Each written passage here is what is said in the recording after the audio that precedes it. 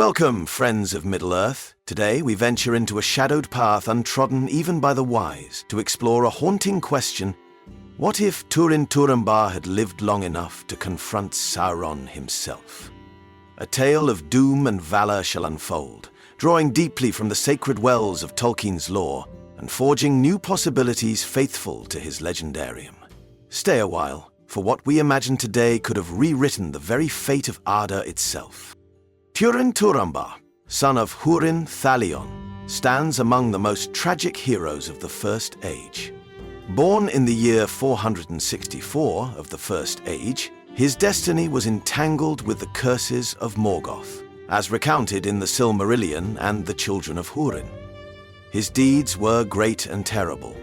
The slaying of Glaurung, the father of dragons, his tragic misunderstanding with his sister Nienor, and the unrelenting doom that drove him to his fateful end. Yet if he had not perished by his own hand at Cabed Nearmarth in 499 of the First Age, but had instead lived, hardened but unbroken, the fate of Middle-earth in the Second and even Third Age might have trembled at his coming. Consider first Trins Temperament, a warrior forged by unyielding sorrow, fierce beyond mortal measure, yet noble at heart.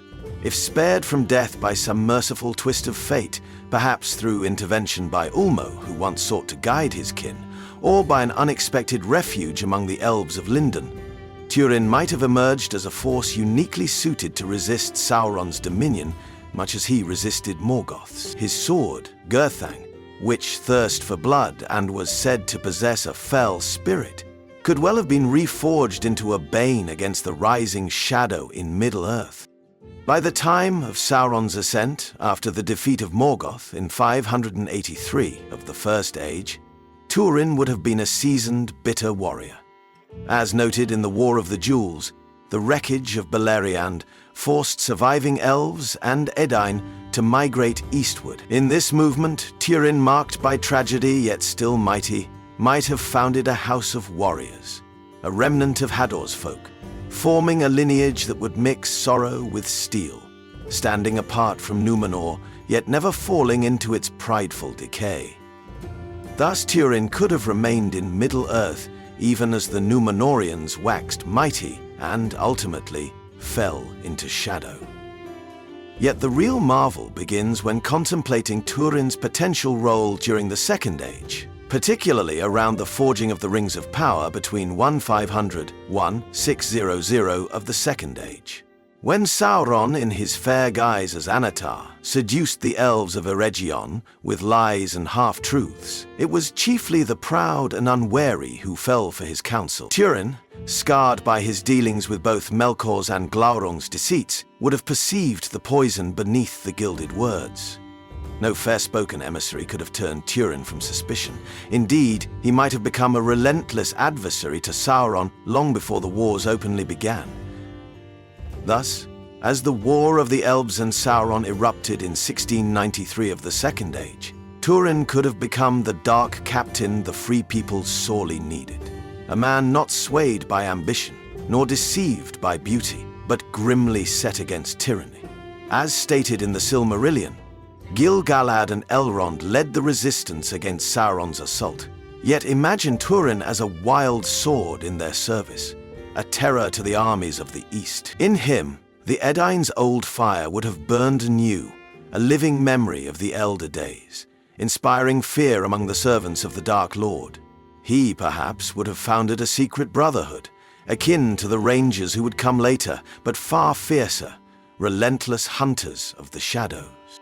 During the forging of the One Ring in 1600 of the Second Age, Sauron poured much of his native power into the ring, becoming more mighty, but also more vulnerable.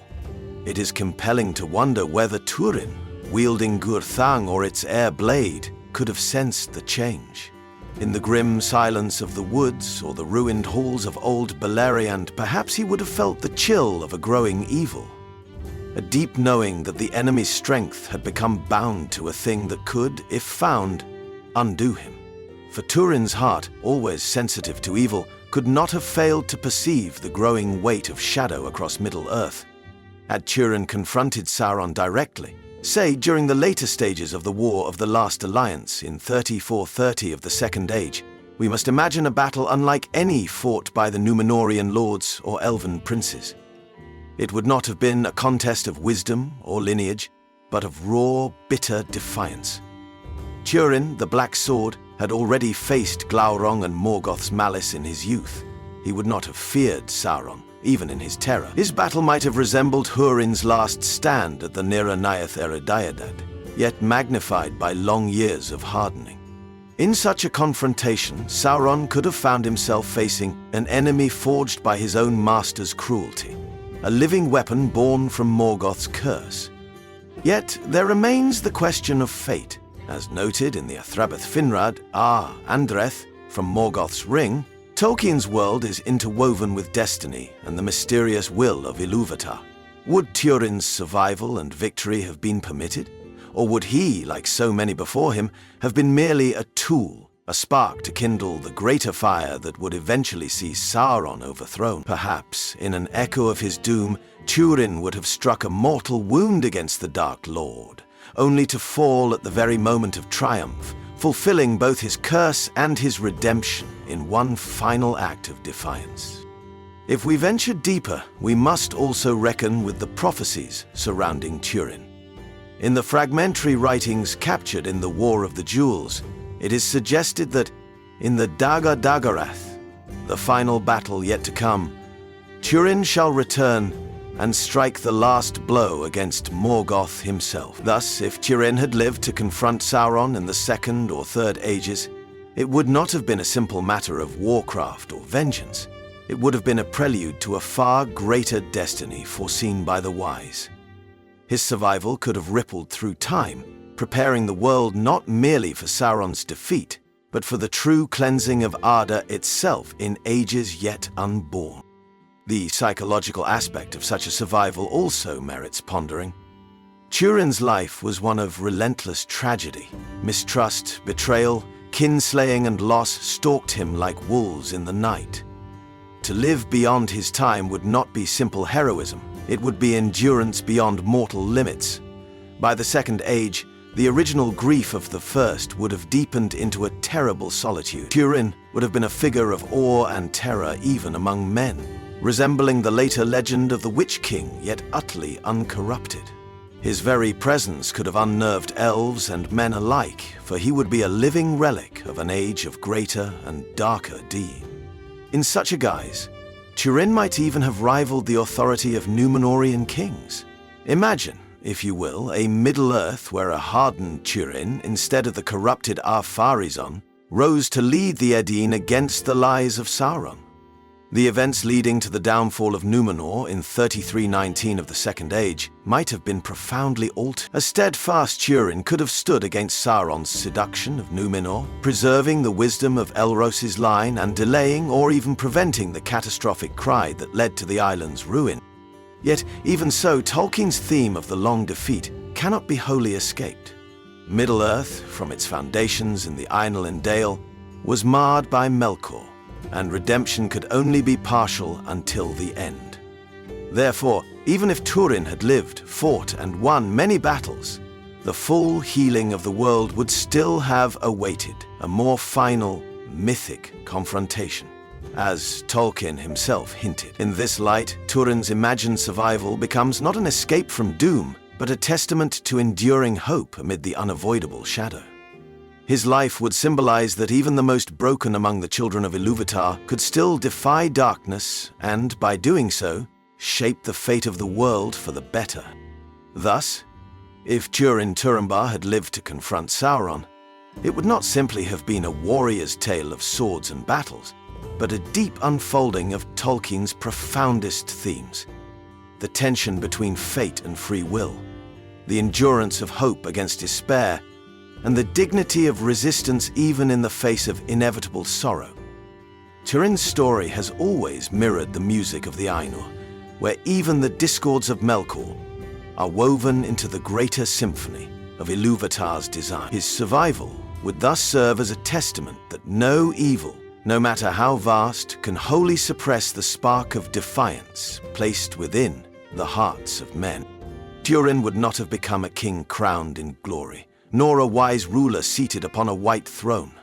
He would have remained what he ever was, a black sword in a dark hand, a sorrowful champion whose very brokenness made him stronger than pride could ever be. Such a figure could have pierced the heart of Sauron's empire, inspiring rebellion among the oppressed and shaking the foundations of tyranny. In a land ruled by fear and shadow, Túrin's legend could have spread like wildfire, a grim hope among the downtrodden, that even those whom the world deems cursed can yet bring ruin to evil. Moreover, Túrin's long survival could have changed the memories of the free peoples in subtle, powerful ways. Instead of tales only of Elendil and Gil-galad, the surviving legends might have spoken also of the Black Sword, the man who knew Morgoth's cruelty firsthand, who bore the full brunt of doom and yet rose again to challenge Sauron. His memory could have shaped the cultures of Middle-earth, influencing everything from the founding myths of Gondor to the secret songs of the Rangers in later ages. Túrin's name might have stood beside Beren and Luthien's, a symbol not of tragedy alone, but of fierce perseverance.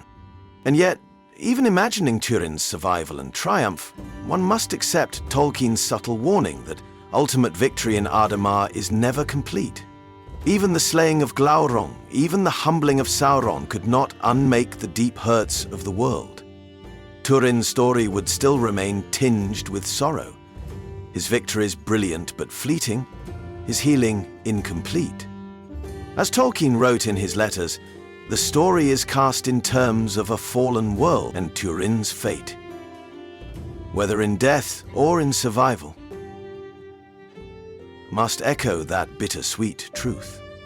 Thus, in the end, Trin Turambar's imagined confrontation with Sauron becomes not merely an exercise in alternate history, but a profound meditation on Tolkien's vision of heroism, that the greatest deeds are often born from the greatest suffering, and that true victory lies not solely in triumph, but in the unyielding will to stand against evil even when hope is faint. Túrin, had he lived, would have embodied this defiance beyond all reckoning, a living wound upon the pride of Morgoth and Sauron alike, and a beacon, grim and bright, for all the free peoples of Middle-earth.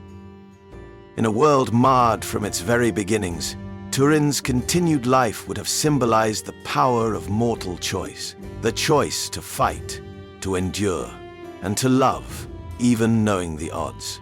He would have walked the dark roads that others feared to tread, bearing his own grief as both burden and banner. In doing so, he might have taught even the elves, who despaired after the ruin of Beleriand, that the hearts of men, for all their sorrow, could kindle flames that even the darkness could not extinguish.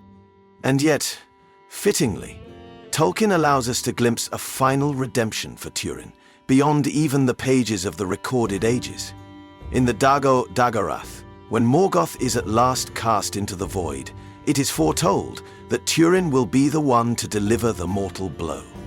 Thus, whether by surviving into later ages or by returning at the end of days, Túrin's doom is ultimately transformed, from a tragedy woven by Morgoth's malice into a mighty act of cosmic justice.